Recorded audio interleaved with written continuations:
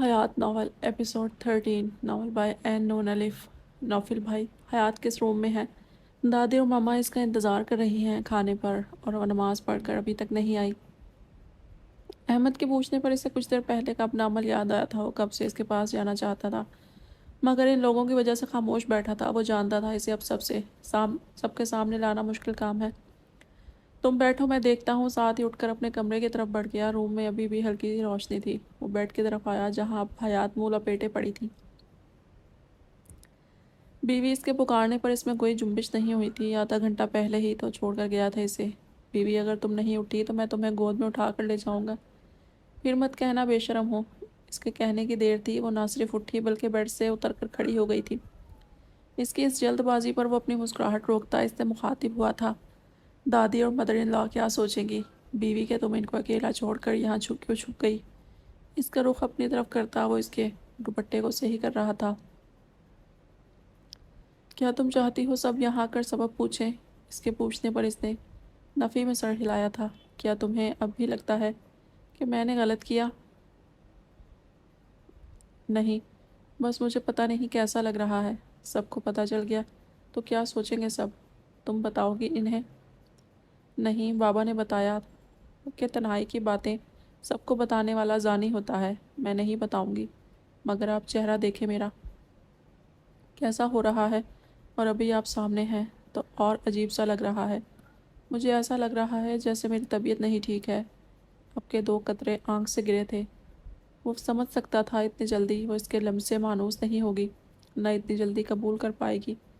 اپنے انگوٹھے سے اس کے آنسو صاف کیے تھے اور اس کا چہرہ اوپر کیا تھا جو واقعی اس کی حالت کا پتہ دے رہا تھا۔ الگ ہی رنگ تھے جو اس کی بیوی سمجھنے سے قاصر تھی، اور اس رنگ کو اپنی خراب طبیعت سے مشروط کر رہی تھی، اور اس کی یہی معصومیت تو نوفل احمد خان کا اثاثہ تھی۔ اس کی ساری تکلیفوں کا ثمر اپنی شدت لٹانے سے کتنی مشکل سے خود کو روکا تھا اس نے۔ اوکے، میری طرف دیکھو۔ اس کے کہنے پر نظر اس کی طرف اٹھائی تھی جو سارے جہان کی نرمیاں سموئے اسے دیکھ رہا تھا۔ کوئی نہیں سمجھے گا بیوی۔ نوفل احمد خان کی بیوی کو ڈرپوک نہیں ہونا ہے، اسی کی طرح بہادر ہونا ہے، اور میاں بیوی کا رشتہ پاک ہوتا ہے، اور جو میں نے کیا یہ اسی پاکی کا حصہ ہے۔ تمہیں گلٹی فیل نہیں کرنا چاہیے، سمجھایا تھا نا ابھی کچھ دیر پہلے۔ اس کا چہرہ تھپ تھپاتا وہ اسے جیسے تسلی دے رہا تھا۔ اس کے لیے اس کا تحمل کمال تھا، یا یہی چیز نوفل احمد خان کی محبت تھی؟ پھر آپ وہاں نہیں آئیں گے اور مجھے دیکھیں گے بھی نہیں، ٹھیک ہے؟ اس کی ڈیمانڈ پر اس کا دل چاہا کوئی دل فریب جواب دے اسے، پھر اس کا بوکھلانا، شرمانا اور چھپنا انجوائے کرے، مگر مہمانوں کی وجہ سے مجبور تھا۔ اس کی بات مانتے ہی بنی۔ کھانے کے بعد سب لوگ کیلولا کر رہے تھے جب دادی کو نوفل احمد خان سے باتیں کرنے کا موقع ملا تھا، اور وہ خود ان کے پاس آیا تھا جب وہ اسے حیات کے بارے میں بتانے لگی تھی۔ میں جب مدرسے میں پڑھتی تھی اس وقت ہمارے ایک استاد نے کہا تھا کہ ایک بچے کی تربیت کرنے کے لیے اس کے ماں باپ کی تربیت 20 سال پہلے سے کرنی پڑتی ہے، اور تربیت ہی انسان کو معصوم فرشتہ یا شیطان بناتی ہے۔ ہماری ایک پڑوسن تھی، انہوں نے کہا تھا کہ آج کے دور میں آپ چاہے جتنی کوشش کر لیں اپنے بچوں کو ساری برائیوں سے نہیں بچا سکتے۔ ایک نے کہا تھا 10-12 سال کے بچوں کو آج زندگی کا ہر راز پتہ ہوتا ہے، اس لیے وہ لوگ ہماری اچھی تربیت کے باوجود گناہوں میں ملوث ہو جاتے ہیں۔ اس وقت میں نے کہا تھا کہ بے شک ایسا ہوتا ہے، مگر جب تربیت اللہ اور اس کے رسول کے لیے کی جائے، انہیں حرام سے نفرت کرنا سکھایا جائے اور حلال کی تمیز کروائی جائے، اس سے محبت کروائی جائے، تو تمہارا بچہ معصوم بنتا ہے اللہ کی نظر میں، اور بہترین بھی وہی ہے۔ اور یہ کام بے شک مشکل ہے مگر ناممکن نہیں۔ تب ان لوگوں نے مجھے کہا تھا یہ باتیں کہنے میں اچھی لگتی ہیں، 2-4 دن کوشش کریں گے اور پھر انہیں کے حال پر چھوڑ دیں گے، کیونکہ دنیا کے ساتھ دین کو لے کر چلنا مشکل ہے، اور ایسے میں کوئی اتنا معصوم نہیں بن سکتا کہ وہ گناہوں کے راستے سے انجان رہے۔ اگر ایسا ہے تو تم کر کے بتانا ایسی تربیت۔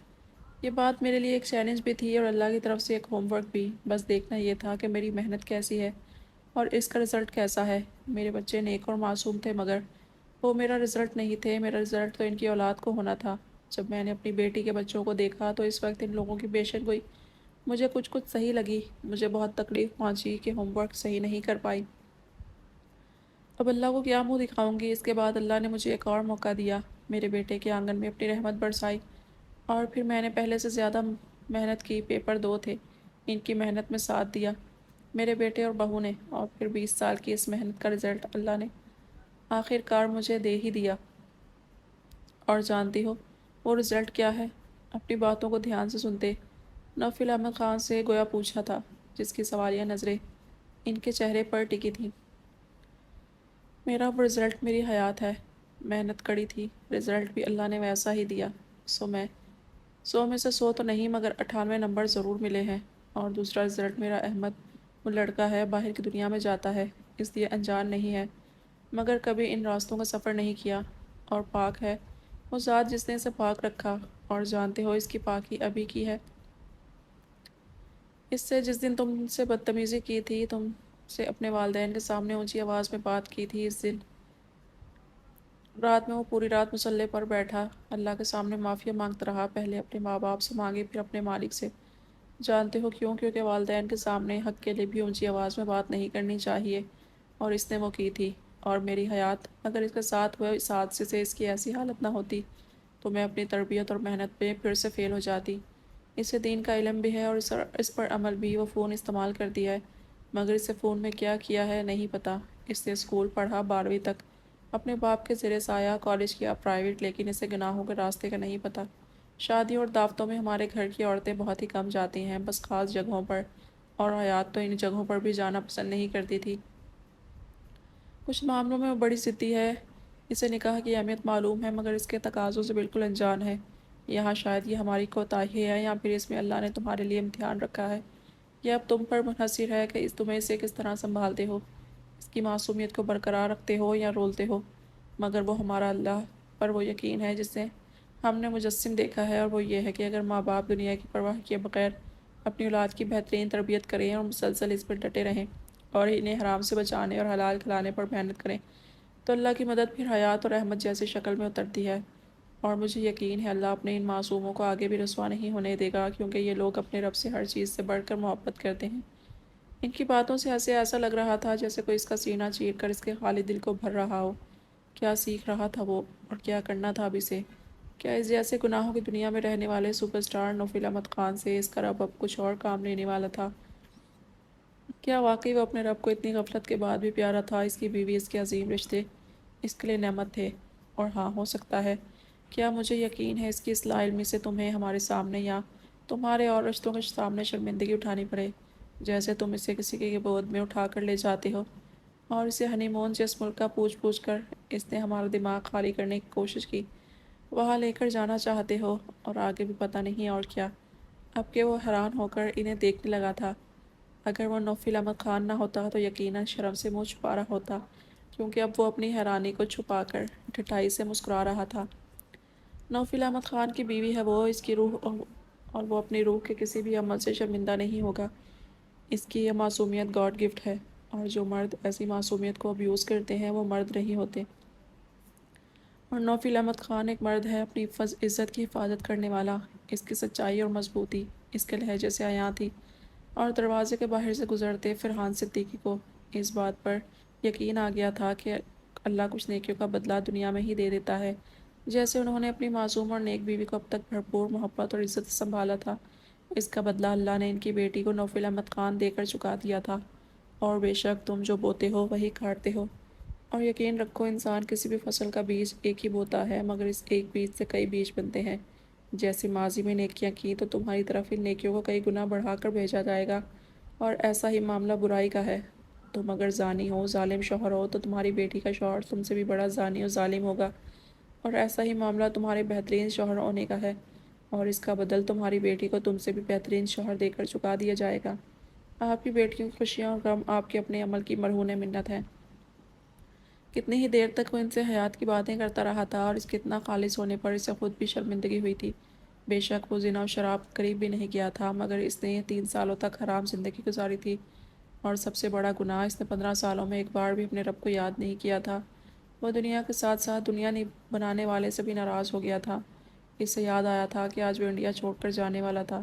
اگر الہان کو اس کے جانے کا پتہ نہیں چلتا اور وہ اس کے سسرالیوں کو نہیں بتاتا تو وہ لوگ جو کل آنے والے تھے آج نہیں آتے، اور وہ پھر ایک بار اندھیروں میں گم ہو جاتا۔ اور آج اسے اپنی 15 سالوں کی غفلت بھری زندگی کا شدت سے احساس ہوا تھا۔ کیا وہ اپنی بیوی کے قابل تھا؟ ایسی پیور بیوی جس کے جسم میں حرام کا ایک قطرہ تک نہیں گیا تھا، کیا وہ اللہ کی اس نعمت کا حق ادا کر پائے گا کہ اس کے قابل بن پائے گا؟ وہ اس سے دور نہیں رہ سکتا مگر اس کے قابل ضرور بن سکتا ہے۔ عصر کے بعد سب لوگ روانہ ہوئے تھے۔ الہان بھی حیدرآباد جا چکا تھا اور اب وہ دونوں اکیلے تھے۔ نوفل احمد خان ان لوگوں کو چھوڑنے نیچے گیا تھا تو ابھی تک نہیں آیا تھا۔ وہ مغرب کی نماز پڑھ کر چائے پی رہی تھی۔ دادی اور مما اسے بہت کچھ سمجھا کر گئی تھی جنہیں سوچ تھی۔ وہ چائے کے سپ لے رہی تھی۔ اسے نوفل احمد کے آنے کی بھی خبر نہیں ہوئی تھی۔ غلط بات ہے نا بیوی، اکیلے اکیلے چائے پینا۔ نوفل احمد کی آواز پر اسے پھندا لگا تھا۔ اس کی دوپہر کی حرکت یاد آئی تو فوراً چائے کا کپ اٹھا کر بھاگنے کی تیاری کر چکی تھی۔ ہاں بیوی، اب نو موڑ چھپنا، چلو بیٹھو، کچھ بات کرنی ہے تم سے۔ وہ اس کی بوکھلاہٹ کی پرواہ کیے بنا اسے واپس اپنے ساتھ بٹھا چکا تھا اور اب اس کے ہاتھ سے مگ لے کر اس کی آدھی بجی ہوئی چائے خود پی رہا تھا۔ کیا بات کرنی ہے آپ کو؟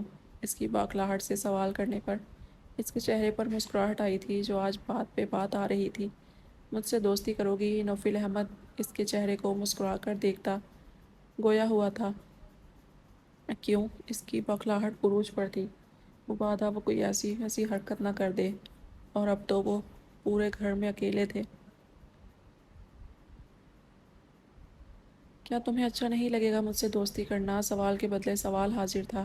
ایسی بات نہیں ہے، پاپا نے صبح بتایا تھا کہ میاں بیوی دوست ہوتے ہیں اور رازداں بھی، اور اللہ ایسے لوگوں سے خوش ہوتا ہے۔ اس کے معصومیت سے بتانے پر وہ پھر بہکنے لگا تھا۔ اس کی چھوٹی چھوٹی باتیں بھی اسے اندر تک سکون پہنچاتی تھی، چاہے ان کا کوئی مطلب ہو نہ ہو۔ اچھا، اور کیا کیا بتایا؟ اس کے لہجے کی شرارت سمجھے بغیر پر رٹو طوطے کی طرح اسے سب بتاتی چلی گئی تھی، اور وہ یکٹک اس کے ہلتے لب دیکھ رہا تھا۔ وہ اسی طرح اس کو اپنی باتوں میں لگا کر اس کی بوکھلاہٹ اور جھجک کم کر دیتا تھا۔ اب بھی یہی ہوا تھا، اور اب دوپہر کی ایسا کی حرکتیں بھول گئی تھی۔ پھر تم نے کیا سوچا؟ تم بھی دیکھو گی مجھے ایسے؟ مگر تمہیں تو دیکھنا آتا ہی نہیں۔ اس کے خاموش ہونے پر اس نے فوراً اپنے مطلب کا سوال کیا تھا۔ مجھے آ گیا نہ دیکھنا، پاپا نے بھی تو دیکھا تھا۔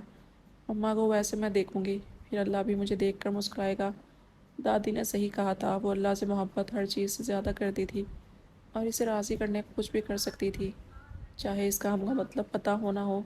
جیسے اب دیکھنے کی معنی خیزی کو سمجھے بغیر اللہ کے خود کو مسکرا کر دیکھنے کے لالچ میں اسے مسکرا کر دیکھنے کی کوشش کر رہی تھی، اور وہ تو اس کی ہر ادا پر پہلے سے ہی زیادہ سرشار ہوتا تھا۔ آپ ایسے کیوں دیکھ رہے ہیں؟ اس کی گہری نگاہوں سے پزل ہوتی وہ اسے ٹوک گئی تھی، تاکہ اللہ مجھے بھی پیار سے دیکھ کر مسکرائے۔ وہ اب مسلسل اسے دیکھ رہا تھا۔ ہاں تو ایسے مت دیکھیں جیسے میں دیکھ رہی تھی، ویسے دیکھیں۔ آپ بہت عجیب دیکھ رہے ہیں۔ وہ مردوں کی معنی خیز نظروں سے بالکل بے بہرا تھی، تبھی الجھ رہی تھی کیونکہ اب تک اس کا ایسی نظروں سے سامنا نہیں ہوا تھا، اس لیے اس کے ہر بار دیکھنے پر وہ الجھ جاتی تھی۔ اوکے، اب ایسے نہیں دیکھتا۔ اس کی بڑھتی الجھن پر اس نے اپنی نظروں کا زاویہ بدلا تھا، پھر نارمل ہو کر اس سے مخاطب ہوا تھا۔ تم مجھے تجوید سکھاؤ گی؟ دادی لا بتا رہی تھی، فقاریوں جیسا انداز ہے تمہارا، اور میں خود بھی سن چکا ہوں۔ جی سکھا دوں گی، مگر اس سے تو میرا مقام بڑا ہو جائے گا آپ سے، تو پھر آپ کو میری عزت کرنی پڑے گی، خود سے بھی زیادہ۔ اس کے لہجے پر شرارتی سا تھا، جیسا اپنے گھر والوں کے ساتھ ہوتا تھا، ایسے ہی ان کی سردارنی بنی رہتی تھی۔ اچھا تو اب کس کا بڑا ہے؟ آپ کا، دادی بتا رہی تھی، شوہر کا درجہ بڑا ہوتا ہے اور بیوی کا چھوٹا۔ تو اب تمہارا کیسے بڑا ہو جائے گا؟ وہ پھر اسے سوالوں میں الجھا رہا تھا۔ میں آپ کو پڑھاؤں گی تو آپ کی ٹیچر بن جاؤں گی، اور ٹیچر کا درجہ ماں باپ سے بس ایک درجہ کم ہوتا ہے، اور پھر آپ کو میری ہر بات ماننی پڑے گی۔ جو میں ہوم ورک دوں گی آپ کو سب کرنا پڑے گا، اور پھر مجھے بیوی کی جگہ ٹیچر کہنا پڑے گا۔ اس کے کہنے پر وہ بے ساختہ ہنسا تھا۔ ٹیچر تو میں مان لوں گا اور ہوم ورک بھی سب کروں گا، مگر میں تمہیں ٹیچر نہیں بولوں گا۔ کیوں؟ بھویں اچکائی تھی، کیونکہ تم میرے لیے میری بیوی ہو، اور بیوی میں ہی سب کچھ، اور میرے لیے یہی تمہارا نام ہے، اس لیے بیوی کہنے کی رعایت دے دو، ٹھیک ہے؟ اس کی اجازت دینے پر وہ خوش ہوا تھا۔ وہ اس کے ساتھ بچوں کی طرح باتیں کر کے جیتا تھا۔ تم نے پوچھا نہیں بیوی، میں اتنا بڑا ہو گیا ہوں اور قرآن پڑھنا نہیں آتا اور نہ نماز آتی ہے۔ اس کے پوچھنے پر حیات اس کی طرف متوجہ ہوئی تھی۔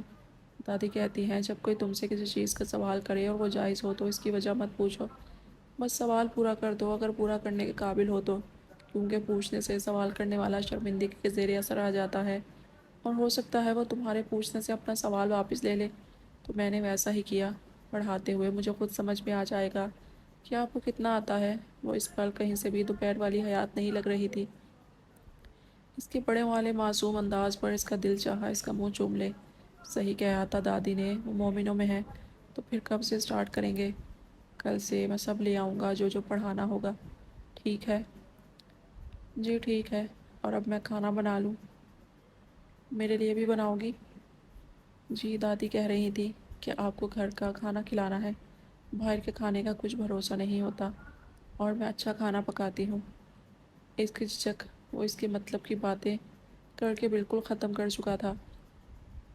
چلو پھر تو میں بھی تمہاری ہیلپ کرتا ہوں، اسے زبردستی کندھوں سے تھام کر کچن کی طرف چل دیا تھا۔